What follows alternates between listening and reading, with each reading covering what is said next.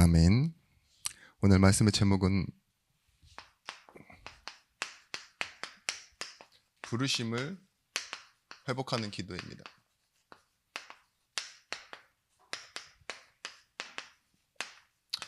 에베소서 1장 17절에서부터 19절의 말씀.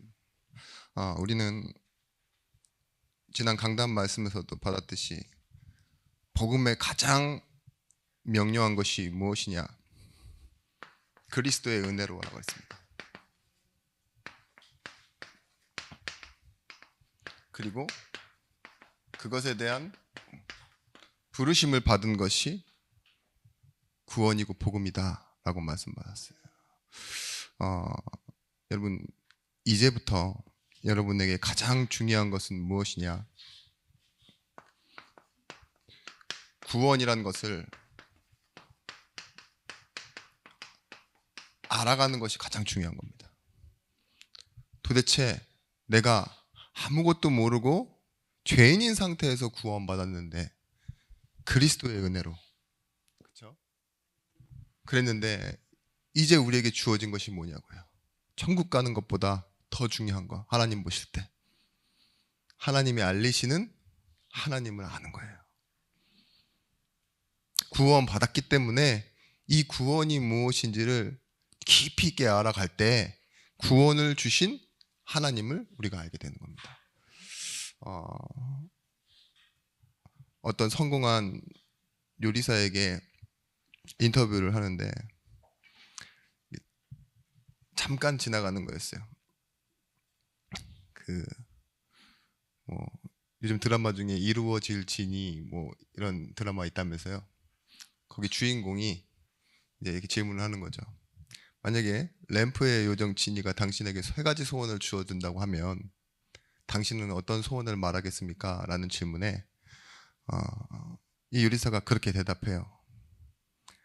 제가 늘 진지하게 대답하는 편이지만 오늘도 그렇습니다 라고 대답하더라고요.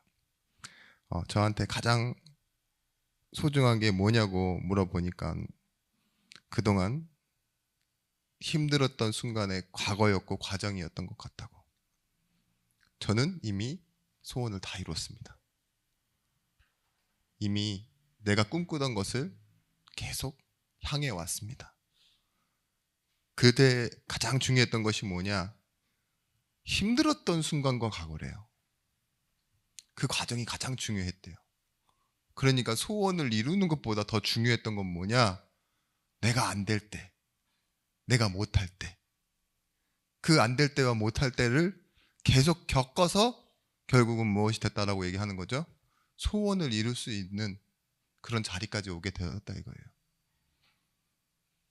한마디로 말해서 저는 이걸 듣고 좀 많은 생각을 했어요. 그래서 소원은 없다고 답을 피하는 그 과정이 생각했던 거랑 제가 지금 집에 와서 이 교회에 와서 다시 메시지를 입으로 꺼내는 순간은 또 생각이 달라요. 처음 받아들였을 때와 지금 여러분에게 말을 해야 될 때 이 짧은 순간의 상황이 바뀌는데, 여러분, 인생은 과연 무엇입니까? 구원받은 자의 삶은 과연 무엇이겠습니까? 하나님은 여러분의 이미 목적을, 운명을 다 결정하셨어요. 이루셨고. 그래서 주시는 과정, 이때가 가장 중요한 겁니다. 모든 그리스도인에게 말하면 그럴 겁니다. 내가 절망할 때, 그리고 잘 안 될 때 믿음이 더 좋다고 생각하십니까? 아니면 내가 일이 잘 될 때, 무언가 해야 할 때, 그래서 그때 믿음이 더 좋다고 하십니까? 라고 물어보면 거의 대부분의 기독교인들이 하는 말이 뭔지 아십니까? 나는 절망할 때 하나님을 더 찾았습니다. 그리고 절망할 때 더 하나님을 알았습니다 라고 대답해요. 오늘 여기서 지금 하나님을 안 믿어야 될 이유가 없으신 분이 하나도 없거든요. 다 절망뿐이시니까. 그죠? 이 과정을 여러분 오늘 예배 앞에서 한번 좀 발견해 보셨으면 좋겠습니다. 사도 바울이 에베소 교회를 향한 기도 중에 하나가 뭐냐? 이 기도입니다. 에베소 교회에 주신 말. 우리 주 예수 그리스도의 하나님, 예수 그리스도의 하나님이시래요. 다른 하나님이 아니라 너희로 말미암아 감사하기를 그치지 아니하고 우리 주 예수 그리스도의 하나님 영광의 아버지께서 지혜와 계시의 영을 너희에게 주사 하나님을 알게 하시고 부르심을 알고 그리고 부르심의 소망을 알게 하시고 성도의 소망이 무엇이며 그의 기업의 영광의 풍성함이 무엇이며 알아가는 겁니다. 하나님을 안다. 이 아는 것 요한복음 17장 3절 말씀에는 무엇이라고 말하고 있습니까? 영생은 곧 유일하신 하나님과 그가 보내신 예수 그리스도를 아는 것이니이다. 영원히 사는 비밀이 뭐래요? 예수 그리스도를 아는 것이래요. 하나님이 보내신 예수 그리스도를 아는 것이 결국은 무엇이랑 연결되어 있다고요? 영원히 사는 것과 연결되어 있다고 말하고 있습니다. 이 말의 깊이를 우리는 이렇게 생각해야 돼요. 가졌는가? 그러면 정도죠. 그런데 얼마나 가졌는가 하는 질문은 좀 달라요. 여러분 구원 받았어요. 그런데 구원을 얼마나 알고 계십니까? 100% 다 알고 있다 손 내리세요 라고 하면은 지금 다 올리셔야 되겠죠. 구원을 다 알고 계십니까? 확실한 구원의 확신이 계십니까? 감사합니다. 예. 모르신다고 해야 제가 이 자리에 서야 될 이유가 계속 있어요. 그죠? 다 안다고 하는데 뭐 제가 필요하겠습니까? 여러분 돈 있으세요? 없는 사람 없잖아요. 있잖아요. 있긴 있죠. 예. 근데 얼마나 있냐고요. 그게 더 중요해진다니까요. 나중 되면 그래요. 또 돈 있어? 다 돈 있지. 그죠? 근데 얼마나 있어가 성공과 실패를 좌우해요. 그죠? 아니 실패를 좌우하는 건 아니죠. 성공의 표본이 얼마 정도다 정도를 만들어내죠. 표준을. 맞아요. 구원도 그래요. 구원을 받았습니다. 받은 게 맞아요. 그런데 아무 힘이 없는 구원을 가지고 살아가는 사람들이 있고 구원의 확신으로 살아가는 사람이 있어요. 그게 뭘까요? 가난한 구원과 뭐랄까요? 풍부한 구원. 이 둘 중에 하나를 누리는 거죠. 여러분 예수를 안다라는 것은 시작의 차원입니다. 사실은. 그죠? 그런데 나중 가서는 얼마나 이걸 가지고 싸울 수 있느냐라는 과정의 싸움이에요. 구원은 사람이 뭐 회심한다, 중생한다 이러죠. 중생이란 말이 어디서 나왔느냐? 그 유대인 지도자 바리새인 중에 니고데모라는 사람이 물어보잖아요. 어떻게 해야 되냐? 그랬을 때 사람이 거듭나지 않고는 구원에 이를 수 없다 이랬는데 그 거듭남의 뜻이 중생이고 중생이란 말이 영어로는 born again이에요. 다시 태어나지 않고는. 근데 구원이라는 말이 어디 있어요? 어떤 말이에요? 하나님으로부터 새롭게 났다 이 소리잖아요. 거기서 시작을 했는데 내가 시작을 했다고 해요. 이제 시작할 수 있는 존재가 됐다는 말은 것도 생명이 새롭게 태어났다는 말과 같이 대단한 일이에요. 근데 얼마만큼 자라났느냐 이 말이 되어지는 거예요. 요한복음 3장 1절에서부터 15절 말씀. 여기서 니고데모의 질문에 하나님이 거듭나지 않고는이라고 말해요. 에베소서 4장 13절 말씀. 말씀에 뭐라고 하느냐? 우리가 다 하나님을 아들을 믿는 것과 아는 일에 하나가 되어 온전한 사람을 이루어 그리스도의 장성한 분량이 충만한 데까지 이르리니. 그러니까 바울이 말하는 건 무엇입니까? 복음은 하나님을 아는 것으로 성장을 해서 장성한 자가 되어 뭐래요? 충만한 데까지 이르러 가는 게 구원이라고. 그죠? 아무것도 하지 못하고 포기하는 복음인 반면에 바울은 복음은 어떤 복음이었어요? 고난과 환난과 핍박이 기다려도 가는 복음. 내게 주 안에 있다면 나는 모든 것을 다 감당할 수 있습니다라고 고백했던 그 바울의 복음 있죠. 아, 고린도전서 3장 1절에서부터 2절 말씀에 형제들아 내가 신령한 자들 대함과 같이 너에게 말할 수 없어서 육신에 속한 자 곧 그리스도 안에서 어린아이들을 대함과 같이 하노라. 내가 너희를 젖으로 먹이고 밥으로 아니하였노니 이는 너희가 감당하지 못하였음이거니와 지금도 못하리라. 바울이요, 구원은 아는데 하나님을 모르는 사람을 뭘로 비교했느냐? 어린아이로 비교했어요. 말씀을 못 알아먹어. 그 말은 뭐예요? 좋아하는 것만 줘야 된다는 거예요. 먹을 수 있는 것으로 편식시켜야 된다는 거예요. 아이에게 딱 뭐예요? 스테이크를 썰어갖고 입에다 바로 집어넣으려고 그러면 애가 최소한 이가 다 있어야 되잖아요.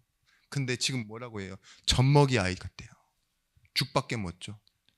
우유, 젖밖에 못 준다. 지금 이 소리잖아요.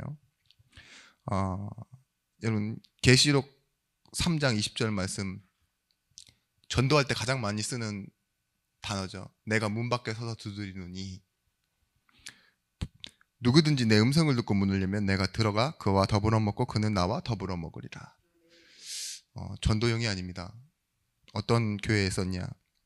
이미 예수를 믿고 있는 라오디게아 교회에게 이 편지를 쓴 거예요. 라오디아 이 마이크가 소리가 계속 이렇죠. 라오디게아 교회가 어떤 교회입니까? 앞장에 보시면 뜨겁지도 차갑지도 않은 그런 교회. 그리고 3장 15절 16절 말씀, 그래서 뭐 한다고요? 토한다 그랬어요. 씹은 걸 토하는 것. 그런 교회라고 말해요.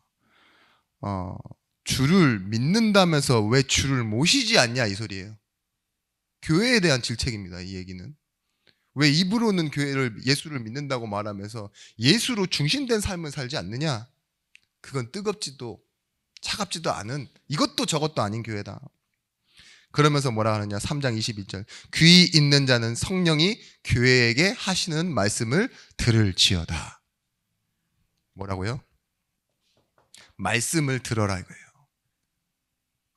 하나님이 진짜 원하시는 하나님, 말씀 속에 나타난 하나님이 누구신지를 너희가 알라 이래요. 첫 번째, 여러분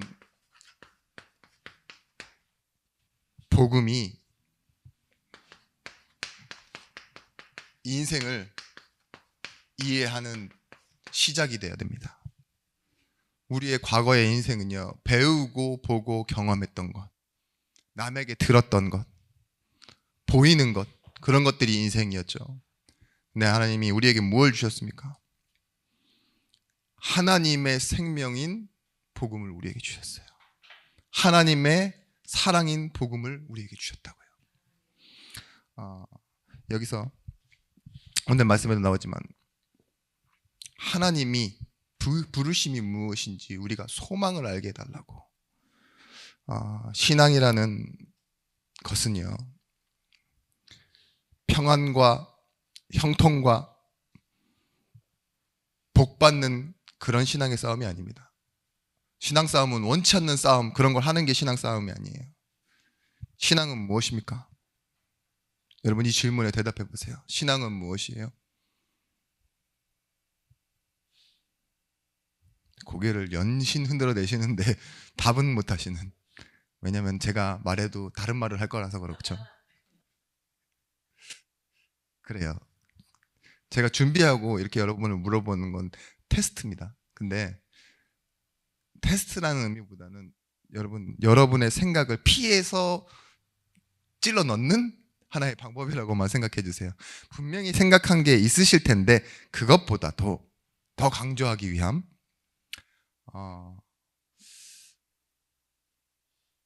신앙은 하나님 한 분으로 만족하겠다라는 뜻입니다. 신앙은 말 그대로 믿고 바라보는 게 우리 입장에서 신앙인데요. 그 신앙의 의미는 다른 것이 아니에요. 하나님 한 분만으로 만족하겠습니다가 신앙입니다. 그래서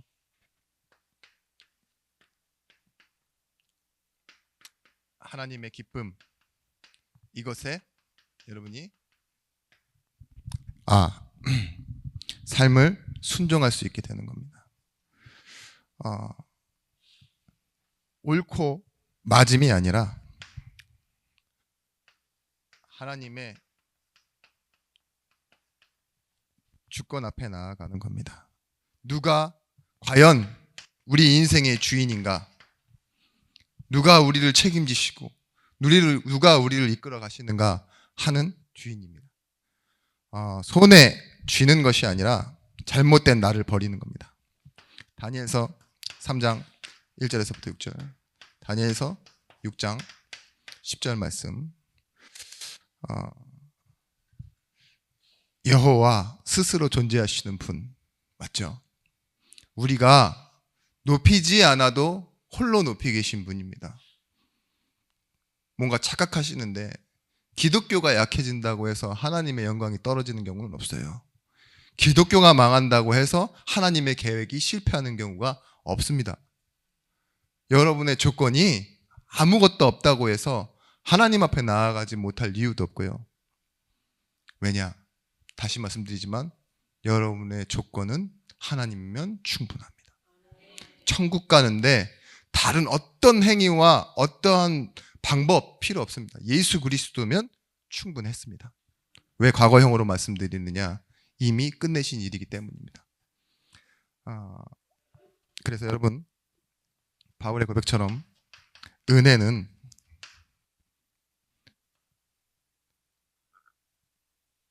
하나님을 아는 것에서 나오는데, 고린도전서 15장 10절 말씀에 내가 나 된 것은 하나님의 은혜로 된 것이니 내게 주신 그의 은혜가 헛되지 아니하여 내가 모든 사도보다 더 많이 수고하였으나 내가 한 것이 아니요 오직 나와 함께 하신 하나님의 은혜로라. 나의 나 된 것이 무엇입니까? 하나님의 은혜. 고린도전서 3장 6절에서부터 8절 말씀 보시면 나는 심었고 아볼로는 물을 주었을 때 오직 하나님께서 자라나게 하셨나니 그런즉 심은 이나 물 주는 이는 아무것도 아니로되 오직 자라나게 하신 이는 하나님뿐이니라. 심은 이와 물 주는 이는 한 가지이나 각각 자기 일한 대로 자기의 상을 받으리라. 뭐래요? 나는 심었고 아볼로는 물을 주었고. 시작과 과정은 전부 달라요. 그런데 뭐예요? 시작한 것도 중요하지 않다. 누가 이어받아서 그거 과정을 훌륭히 해낸 것도 중요하지 않다. 자라나게 하시는 이는 오직 하나님이시니라. 여러분, 오해가 있는데 우리의 상식과 윤리와 도덕으로 복음을 생각하시면 안 돼요. 은혜의 가치관으로 내 인생을 볼 수 있는 사람 반드시 승리하게 돼 있습니다. 은혜의 가치관으로 영적 싸움 한다라는 건 드디어 내 인생에 하나님이 어떻게 개입하셨는지를 볼 수 있는 거예요. 내가 내 힘으로 사는 건 은혜의 가치관이 아닙니다. 세상이 어떤지를 잘 알고 있는 것도 은혜의 가치관은 아닙니다. 늦게 와도 하나님께서 똑같이 차등 없이 대해주셨던 것. 무지하고 모자란 자에게 하나님은 뭐 하셨죠? 은혜를 베푸시잖아요. 먼저 왔으나 거부하고 불순종한 이스라엘 백성들, 그게 운명이 되지 않습니다. 뭐 하시죠? 하나님은 거기에서도 또다시 은혜로 구원하십니다. 여러분, 우리는 우리의 신앙에서 자기가 주인 될 위험성이 아주 많습니다. 자기가 주인 된다. 하나님을 뭘로 생각하느냐? 내 일을 도와주시는 동업자, 또 비서, 변리사, 중개인 이런 식으로 갑자기 나타나서 많은 돈을 싸들고 와서 내게 도움을 주시는 분이죠. 부를 때 나타나는 그런 하나님으로 착각하는데 그 이유가 뭐냐? 필요할 때만 찾는 이유. 진짜 은혜를 잘 몰라서예요.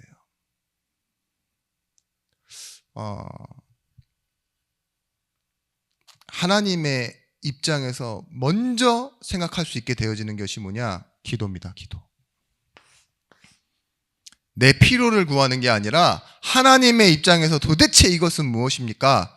라고 질문할 수 있는 인생. 그게 복음을 이해한 인생이에요. 아브라함이 그래서 뭐라고 했죠? 들매끈 하나, 실 한 오라기도 안 받겠다라고 말했던 건요. 아브라함이 하나님을 이해하기 시작한 거예요. 우리 계속 말씀드렸지만 아브라함이 처음 신앙생활을 시작할 때는 무속신앙으로 시작했습니다. 신받듯이 누가 부르니까 뛰쳐나온 거예요. 주변의 가족들 다 죽고. 그렇지만 자기가 유일하게 붙잡고 있던 끈이 뭐예요? 고향 땅이에요. 본토 친척 아비집. 여기를 떠나는 게 신받듯이 떠난다고요. 그때는 아브라함 마음속에 뭐예요? 두려움이 있었지 하나님이 누구신지에 대한 인식이 없었습니다. 이걸 보고 무속신앙. 근데 종교생활로 넘어가죠. 종교생활은 무엇이죠? 신의 형태가 있고 패턴이 있고 그래서 교리가 있는 거예요. 그렇지만 아직 바뀌지 않은 것이 하나 있습니다. 나를 위해. 종교생활이 뭐냐? 나를 위해서 형태를 갖춘 신에게 요구하고 그 기대에 부응하는 걸 보고 종교생활이라고 합니다. 근데 그 다음에는 어떻게 되죠? 아브라함이요? 진짜 신앙으로 넘어가요. 하나님이 누구신지를 알게 돼요. 내가 100세에 얻은 이삭 드릴 수 있을까요? 종교생활로는 안 됩니다. 하나님을 바라보고 있었어요. 어떻게 해요? 죽은 자를 다시 살리실 줄을 아는 이로 바라보고 있는 거예요. 내 생각보다 앞서 계시고 나를 계획하시고 나의 모든 것을 계획하신 그 하나님을 믿는 신뢰함으로 서고 있었어요. 그래서 히브리서 11장 11절 말씀에 뭐라 하죠? 사라가 나이가 많아 단산하였으나 잉태할 수 있는 힘을 얻었으니 이는 약속하신 이가 미쁘신 줄 알았음이니라. 결과보다 더 무엇을 믿었냐? 미쁘시니 약속하신 이를 더 믿게 되어졌다 이거예요. 이게 신앙입니다. 자, 한번 보십시오. 우리 주변에도 그런 분들 있죠. 무속신앙이 있어요. 하나님이 누구신지는 상관없어. 그냥 나만 복 받으면 돼. 그죠? 종교생활 하시는 분 있어요. 내가 하나님께 이렇게 했어. 그러니까 나는 이걸 받아야 돼. 그쵸? 진짜 신앙생활 하는 사람들은 뭐냐? 나의 인생은 어때든 상관없어. 하나님은 계획하심이 있어. 라고 말하며 나아가는 사람들입니다. 여러분, 자기 보람, 자기 행복, 자기 기쁨을 따지는 게 아니라 언제나 나일 수밖에 없는 나를 내려놓고 하나님의 은혜 앞에 무릎 꿇는 것, 그게 신앙생활입니다. 내가 나됨보다 더 큰 게 뭐예요? 이런 나를 구원하신 하나님의 은혜 아닙니까? 그렇죠? 여러분, 성경의 특징, 그 나오는 인물들의 특징이 뭐냐? 변화가 돼요. 하나님을 아는데 그것으로 자신이 변화가 된다니까요. 어떻게 변화되느냐?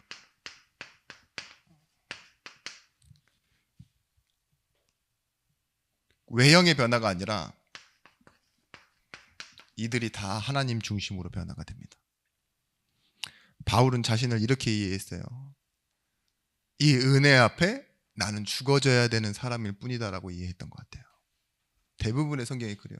나는 죽고 내 안에 그리스도께서 사신 것이라. 이 고백을 하잖아요. 점점 전기, 중기, 후기에 보면요. 성도 중에 작은 자, 사도 중에 작은 자라고 말했던 일이 죄인 중에 괴수, 신앙의 정점에 있을 때 나는 없다예요. 나는 없다. 그런 변화를 갖는데요. 여러분, 이 하나님의 요구는 무엇이냐?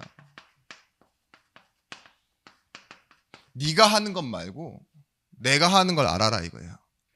하나님이 뭐 하시죠? 지금 여러분들과 함께 하시잖아요. 근데 함께 하는데 여러분의 하나님의 함께 하심을 조금 이미지화 하라 그러면은 딱 이 모습입니다. 뒷짐지고 있는 하나님. 그죠? 잘하나 못하나 딱 뭔가 관리인처럼 왔다 갔다 하시면서 내가 잘못했을 때만 나타나서 뭐라고 하셔. 그런 하나님이 아니라니까요. 뭐라고 성경에 표현되어 있어요? 탕자의 아버지처럼요. 서가 긴데 먼데 달려오시는 하나님으로 표현하잖아요. 그죠? 뭐라고 합니까? 반응하지 않고 거부하고 돌아서는데 뒤에서 끌어안는 하나님으로 표현해요. 종일 손 벌리고 부르짖고 찾고 있는 아버지의 모습으로 한다니까요. 2부 말씀 뭐였죠? 호세아서. 그렇죠? 그런 고매를 하나님 불러오시는 하나님 있죠. 끊임없이 반복해서 포기하지 않는, 그게 고멜의 행복이에요. 어떤 짓을 해든 이상한 아이를 낳았고 누군지 아빠지도 모르고 자기는 나이가 늙어서 또 팔려가고 이러는데도 계속 데리고 오시는 하나님. 그죠? 그게 고멜의 행복, 이스라엘의 행복이라고 말하고 있는 겁니다. 하나님은 뭐 하시죠? 일하심이에요. 근데 그 요구는요, 다른 게 아니라 내가 일하고 있다, 이 역할을 아는 것, 그것이 뭡니까? 예배입니다. 예배. 사바스라는 뜻이 무엇이죠? 나는 내 자리에 있고, 그래서 하나님은 하나님 자리에서 일하시고 계심을 볼 수 있고 알 수 있게 되어지는 자리예요. 모든 것이 제자리에 있고 질서대로 돌아간다라는 뜻이 뭡니까? 예배입니다. 하나님이 이 땅을 지으시고 뭐라고 해요? 보시기에 좋았더라. 그죠? 제자리로 돌아가고 있다는 거예요. 여러분, 누가 행복한가, 누가 더 잘났는가를 신앙생활의 기준으로 삼다 보면요, 결국은 하나님이 필요 없어져요. 누가 더 잘났지? 누가 더 행복하지? 여기에서 뭐가 나오냐? 나의 필요가 나오기 때문에. 행복하기 위해서는 뭐가 있어야 된다라고 가기 때문에 그래요. 누가 더 잘났는가를 따지려면은 어떠한 기준을 충족해야 되기 때문에 그래요. 그래서 방법이 더 중요해요. 어떻게 하면 얻을 수 있지? 그러다 보면 뭐예요? 하나님이 진짜 필요 없다는 얘기가 아니라 하나님을 도구 삼아 달라고 하기 시작해요. 내가 이게 필요하니 하나님 이거 주세요, 이렇게. 한국교회에 있는 그 사기가 뭐라고 하느냐, 한국교회가 사기친 대사기극이 있다고. 금식하면 하나님이 신속 배달 서비스를 한대요. VIP 서비스. 밥 안 먹고 굶고 나 죽을 거야 이렇게 땡깡 부리면 하나님이 신속 배달 서비스, 응답을 좀 빨리 주신대요. 저 그러면 굶겠습니다. 진짜 그렇다면. 근데 그렇지 않아요. 11조를 내면 하나님이요, 반드시 어떻게 응답하신대요. 그게 한국교회 사기극입니다. 응답하시는지 한번 확인해 보래요. 진짜 그래, 확인 안 해봤지? 해봐. 맞습니까? 처음에 이렇게 조금 알딸딸한 성도들 있잖아요. 아직 술이 덜 깬 성도들, 잠이 덜 깨거나 그런 성도들한테는 좀 먹히는 얘기이기는 해요. 아직 구원이 잘 모르는 그런 성도들한테. 마태복음 4장 2절 말씀에 40일을 금식한 예수님에게 찾아와서 사단이 하는 말이 뭔지 아세요? 돌을 떡땡이 돼서 먹으라는 말에 이 말을 꼭 붙여요. 단서가 있어요. 네가 하나님의 아들이거든. 이 말이 하나님을 아는 말이 아니라 하나님을 네 밑으로 두라, 이 말이에요. 너가 너를 증명해. 네가 하나님의 아들이잖아. 그럼 네 자격을 가지고 뭘 얻어내봐, 바꿔봐, 이렇게 말하는 거예요. 그죠? 여러분, 금식의 뜻은 사실 이렇습니다. 기독교적 신앙에서 나는 먹을 것으로 사는 사람이 아닙니다. 영의 사람입니다. 영의 양식으로 살겠습니다 하고 작정하고 기도하는 게 금식이에요. 사실은 필요는 합니다. 사람이 떡으로만 살 것이 아니오, 이 말은 뭐냐, 그 이상의 사람이에요. 떡으로 살 수도 있는데 그것만은 아니다라는 뜻이니까요. 하나님이 그 이상으로 나를 불러주신 축복을 회복하는 게 사실은 금식입니다. 그래서 나의 일함으로 네가 어떻게 변화되는지를 봐라 하시는 그 하나님의 응답 속으로 들어가면 더 깊게는, 좀 이런 말은 좀 죄송한 표현이에요. 하나님이 소원 이루실 것은 당연히 이루시는데 하나님 마음에 품고 계신 게 있다고요. 강제적으로 하지 않으시고 사랑 때문에 기다려주시는 게 있어요. 그 소원이 무엇인지를 알아가는 거예요. 하나님이 이 소원이라는 말은 좀 감추고 계시다, 이 소리예요. 잘 안 드러내시는 거. 근데 진짜 하나님을 사랑하는 자, 그리고 하나님을 믿는 자, 신뢰하는 사람에게는 이 마음이 있어요. 보여요. 그래서 하는 행동을 어떻게 하느냐? 대놓고 하지 않습니다. 은밀하게 합니다. 성경에 뭐라고 나와 있냐? 오른손이 한 일을 왼손이 모르게 해라. 은밀히. 그죠? 저기 바리새인처럼 사람들이 다 돌아다니는 모퉁이 길에 서서 기도하지 말고, 모퉁이 길에 왜 설까요? 이쪽에서 오는 사람 저쪽에서 오는 사람 다 보라는 거죠. 그렇게 기도하지 말고, 나는 쟤보다는 잘났습니다 라고 기도하지 말고 골방 들어가서 기도해라.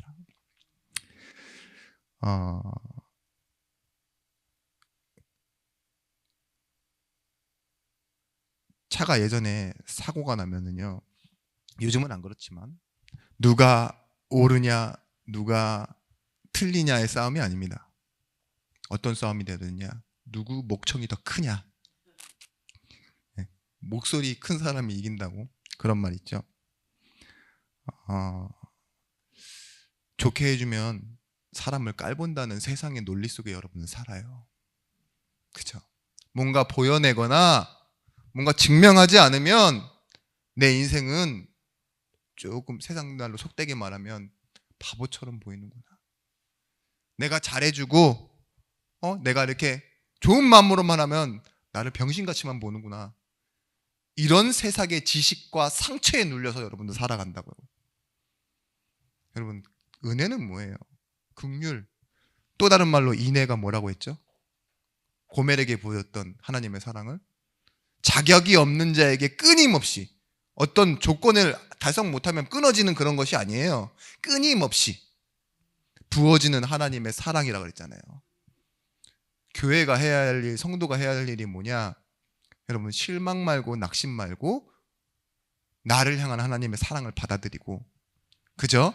그리고 이웃, 내 가족, 성도를 향한 끝없는 사랑, 포기하지 않는 사랑, 하나님의 사랑, 그것이 하나님 중심으로 변화되어지는 겁니다. 그래서 여러분이 하나님의 소원을 나타내는 교회가 되어지시는 겁니다. 우리가 잘 알고 있는 팔복이라고 하죠. 산상수훈에서 여러분의 복을 뭐라고 합니까? 애통하는 자가 복이 있대요. 하나님 마음 아는 자. 의에 줄이고 목마른 자가 복이 있대요. 하나님의 주권을 인정하는 자가 복이 있는 겁니다. 내가 느끼는 감정, 생각, 세상의 흐름이 아니라 하나님의 주권이 어떠한지 그걸 알고 있는 사람, 그 사람이 복이 있다고요. 오른뺨을 때리면 뭐라고 합니까? 왼뺨을 대라. 이게 예수님의 말이에요. 왜일까요? 왜일까요? 그를 더 한 대 더 때리면 내 마음은 시원하겠죠. 그죠? 오른뺨을 딱 맞는 순간 왼뺨을 세 대를 다다닥 때리면은 그게 더 시원하겠죠. 내가 이긴 것 같고.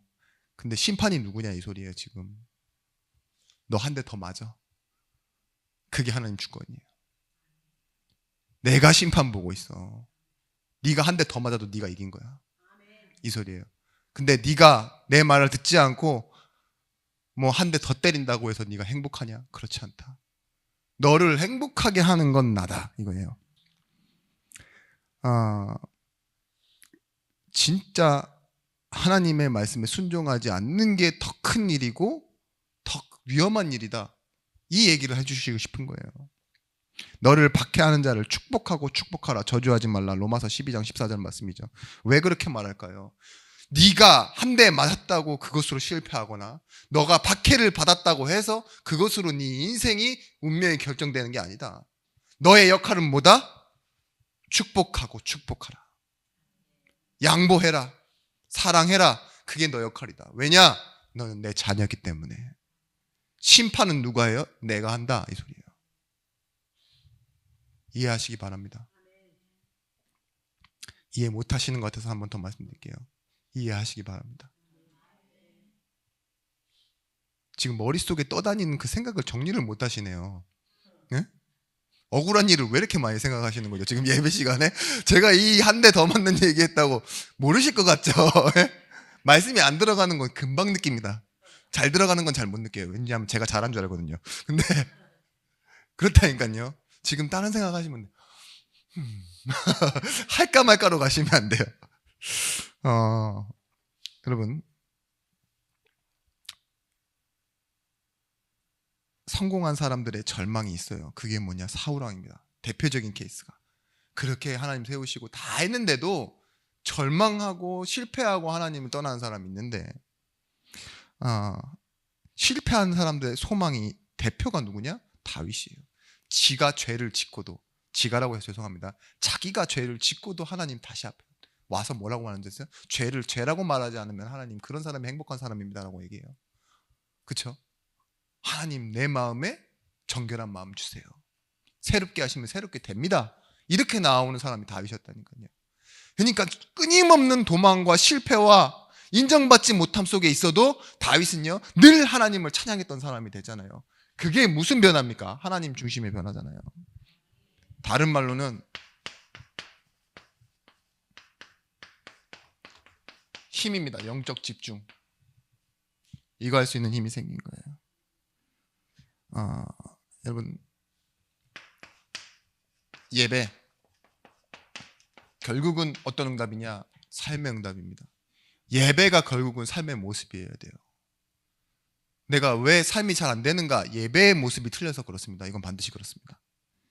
예배는요 형식적인 나오는 모습과 여기서 여러분 말씀 듣는 그런 예배가 아니라요, 삶 속에서 내가 어떻게 하나님을 인정하고 바라보는지.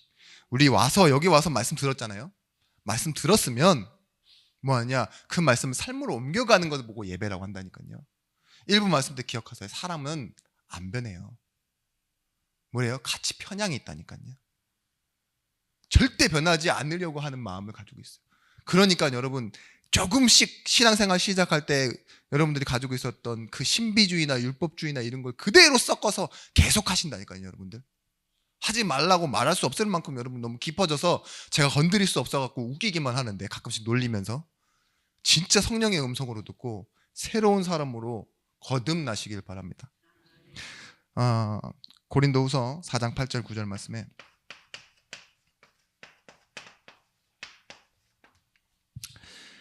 우리가 사방으로 우겨싸임을 당하여도 쌓이지 아니하며, 답답한 일을 당하여도 낙심하지 아니하며, 박해를 받아도 버림받지 아니하며, 거꾸로 뜨림을 당하여도 망하지 아니하고. 낙심하지 않는데요, 그게 집중입니다. 고린도후서 10장 3절에서부터 5절 말씀에 아는 것이에요. 아는 것. 우리의 싸우는 무기는 육신에 속한 것이 아니요 어떤 견고한 진도 무너뜨리는 하나님의 능력이라. 우리의 모든 인원을 무너뜨리며 하나님 아는 것을 대적하여 높아진 것을 다 무너뜨리고 모든 생각을 사로잡아 그리스도께 복종하게 하니. 여러분, 하나님을 아는 것을 대적하여 높아진 우상, 이것이 무너지는 영적 싸움. 여러분, 오늘부터 시작되시길 바랍니다. 사과는 둥글다, 맞죠? 둥글어요. 완전히 원형은 아니지만 둥글어요. 근데 둥근 것은 다 사과다라고 말하는 것은 일반화의 오류예요. 그죠? 우리가 복음을 아는 건 맞지만 그걸 아는 걸 가지고 이것이 다 맞다라고 하는 건 아니에요. 오히려 더 모릅니다라고 말해요. 내가 아는 건 사과 하나뿐. 그죠? 둥근 건. 근데 여러분 이걸 가지고 뭘 할 수 있느냐? 신앙생활을 하는 이 모든 것의 이유가 오직이 되어지는 겁니다. 오직 복음, 오직 예수 아니면 안 된다는 거. 이 오직 예수라는 말 안에 포함된 말은 뭐냐? 지금 이 말을 하고 있는 저와 여러분, 듣고 있는 여러분에게 하나님께서 뭘 하세요? 성령의 역사를 하세요. 이게 함께 하심의 비밀입니다. 여러분, 성령이 역사한다는 이 말은 지금 세상에 역사하고 있는 악령의 역사를 이길 수 있다는 말이에요. 거기에 속지 않는다는 말이 됩니다. 그래서 여러분이 바울처럼 나의 복음과 라고 말할 수 있는 정말 여러분 인생의 복음이 나와야 돼요. 믿음은 무엇이냐? 하나님과의 관계입니다. 이거를 다른 말로 의라고 했습니다. 오직 의는 믿음으로 말미암아 산다. 그래서 이 안에서 나오는 아는 것이 결국은 무엇이 돼야 되느냐? 모든 것을 뛰어넘는 하나님의 사랑이 돼야 돼요. 여러분, 하나님 사랑하십니까? 네. 사랑한다라는 말 자체에 계산이 없다라는 거예요. 모든 것을 계산을 뛰어넘는 초월적인 무엇인가가 나온다라는 거예요. 하나님의 사랑이 여러분의 사랑이 되시길 바랍니다. 5,000명이 먹이고 안진뱅이를 일으킨 그 역사를 여러분 아무리 달달 외우고 있어도요, 여러분에게는 아무 혜택이 없어요. 그죠? 죽은 자를 살리신 그 예수, 바다 위를 걸어오신 예수, 여러분 알아도 아무 소용이 없다니까요. 근데 무엇이냐? 오늘 내 안에 함께 하신 예수, 나에게 오늘도 말씀하시고 나를 뭐예요? 인도하고 계신 그 성령과 예수를 안다면 여러분 오늘 직접적인 변화가 분명히 내 것이라고 말할 수 있는 나의 복음이 여러분들을 이끌어 갈 것입니다. 그래서 부르심의 응답, 소명, 이걸 가지고 여러분이 참 응답 속으로 들어가실 때 잠언서 3장 6절 말씀처럼요, 너는 범사에 그를 인정하라, 그리하면 내 길을 지도하시리라. 이 말씀처럼 여러분 모든 곳에서 하나님의 일하심과 하나님의 능력을 붙드시는 전도자들이 되시길 예수 그리스도의 이름으로 축원합니다. 기도하겠습니다. 하나님, 우리를 부르심에 감사를 드립니다. 이 부르심에 그리스도를 아는 참된 축복을 더해가는 성도들이 되어지게 하시고, 우리 현장에 이 그리스도가 필요하다는 것을 알고 우리의 삶을 통해 복음이 증거되어지기를 원하고 바라서 참으로 기도하는 증인들이 되어지게 하여 주옵소서. 성령의 인도를 받게 하시며 우리 교회에서 있었던 이 모든 것들이 우리 현장 일터와 가정에서의 응답과 연결되어지게 하여 주옵소서. 이제는 만왕의 왕이 되신 예수 그리스도의 크신 은혜와 독생자를 주신 하나님의 사랑과 성령 하나님의 감동 내지로 충만 교통하심의 은총이 말씀 가지고 현장으로 가는 모든 증인들 머리 위에, 이들의 일터와 가정 위에 이제로부터 영원토록 함께 있을지어다. 아멘.